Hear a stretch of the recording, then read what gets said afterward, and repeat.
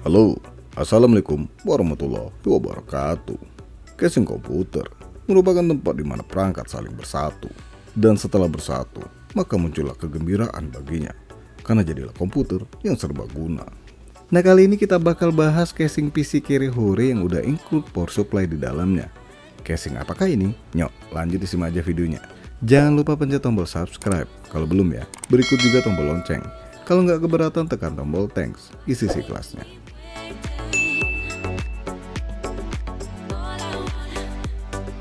Asgard Loki, nama dewa nih. Harga barunya Rp250.000 dengan bonus power supply 500 watt. Wow, gede banget nih daya power supply-nya. Tapi jangan tertipu ya, karena daya realnya nggak bakal nyampe 500 watt. Bahkan saya meragukan kalau dayanya bisa 250 watt. Ya kemungkinan daya real power supply ini hanya di 200 watt ya, atau malah kurang. Namanya juga casing murah dengan bonus power supply di dalamnya. Jangan menghayal dapat power supply berkualitas di rentang harga segini. Apalagi dapat yang 80 plus gold. Itu namanya mimpi.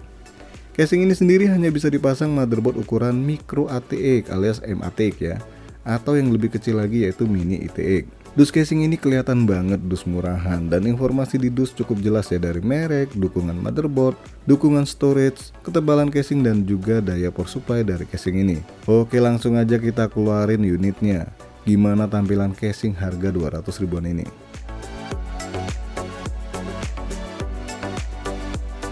Tampilan depannya simple sih ya, tapi kelihatan cakep nih kalau kata saya, dengan cover yang motifnya macam serat kelapa. Kayu dong, masa serat kelapa. Dan casing ini ternyata masih ada tempat buat pemasangan DVD room. Ya cocok banget nih buat PC kantoran pastinya. Terus ada 2 kali USB 2.0 sama colokan buat speaker dan mic nih. Sayang banget belum ada USB 3.0 ya.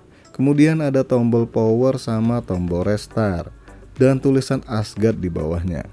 Di bagian samping ada tonjolan. Tujuannya dibuat gini sih biar support CPU cooler yang rada tinggi kali ya.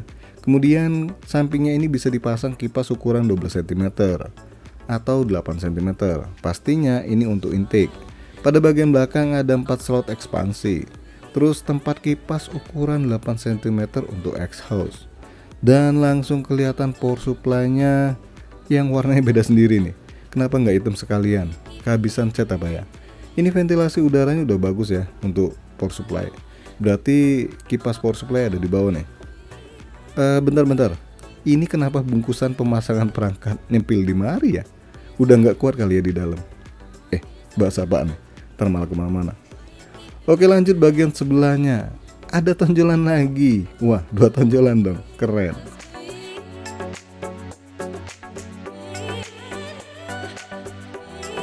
Sekarang saatnya kita lihat bagian dalamnya. Ayo, penasaran nggak lihat daleman? Bagian dalam casing ini? Kasar sekali, bos. Apanya? Buka tutupnya. Bentar, coba kita rewind, alias kita ulangi nih buat bukanya. Nggak kasar ini bro, halus. Kalau kasar pakai pukul besi dong. Dan bahannya rada lumayan tebal nih buat penutupnya ya. Dan beginilah struktur bagian dalam casing Asgard Loki ini. Ada kabel manajemennya. Wih, keren nggak tuh? Nggak keren sih, biasa aja. Casing murah sekarang memang ada gini semua sih. Ini ruang kabel manajemennya lumayan sih ya, lumayan sempit. Dan di dalam casing ini udah dikasih 1 kabel power PSU ya, yang kabelnya lembek. Beneran, lembut bener nih kabelnya. Ya sesuai harga sih ya. Terus bentar, kita keluarin dulu kabel-kabel front panel dari casing Asgard ini. Cakep ya, udah pipi dan black. Dan di sini ada kabel front panel USB 2.0 dan HD audio. Lanjut kabel bawaan dari power supply-nya kita lihat dulu nih. Ini lembut juga nih kabelnya ya. Mana warna-warni lagi. Kenapa nggak hitam sekalian sih? Suka nanggung. Tapi ya udahlah, di sini cuma ada konektor 24 pin. Terus hanya konektor 4 pin prosesor, nggak ada yang 8 pin. Kemudian 2 konektor power SATA dan 2 konektor power molek 4 pin. Udah gini doang nih dari power supply-nya.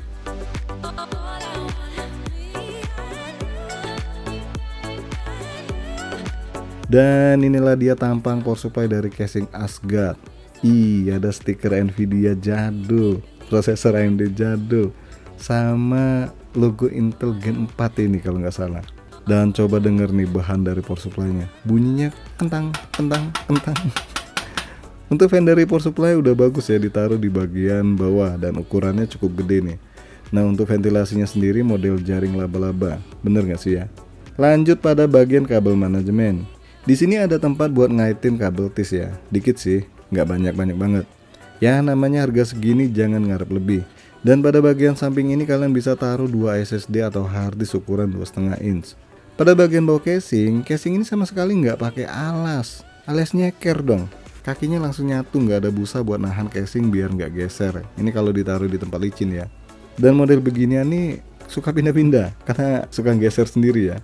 Kalau sering geser, lama-lama pindah alam nih casing. Dan di bawah casing ini pula kalian bisa pasang hard disk 3,5 inch atau SSD SATA ya.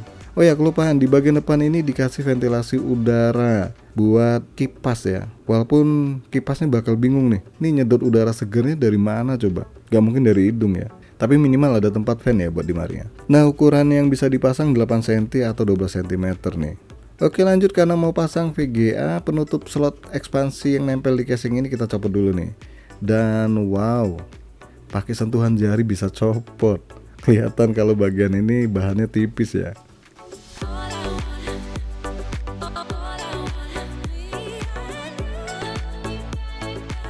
Nah buat pemasangan perangkat di casing ini ada beberapa tempat yang bikin dongkol nih. Pertama, biar rapi kan kabel harus melewatin area kabel manajemen dulu dong. Dan ternyata kabel 4 pin untuk power supply ini kalau lewat area belakang alias kabel manajemen gak nyampe bro. Ya udah deh, langsung aja dipasang tanpa lewat kabel manajemen. Nah untuk pemasangan kabel konektor sih aman ya, cukup mudah. Sayangnya layout motherboardnya ini malah bikin susah. Bisa dilihat sendiri ya gimana awut-awutan layout dari motherboard Armor ini. Untuk hard disk, DVD-ROM dan SSD SATA, mohon maaf ya, nggak saya coba. Jadi nggak tahu kendalanya gimana. Jelasnya sih ribet ya kalau dipasang di casing ginian, khususnya untuk hard disk yang 3,5 in. Dan untuk pemasangan kartu grafis masalahnya itu pas mau ngunci VGA-nya. Karena penutup slot ekspansi ini bautnya barengan sama baut VGA nih. Jadinya ya nyusahin, bisa dilihat di video ya.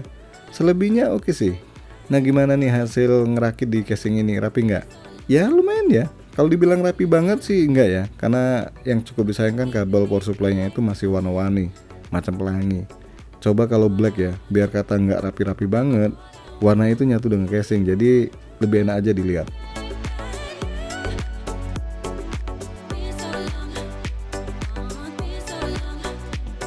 Kesimpulannya casing ini cocok banget buat kalian yang pengen rakit PC carry hore.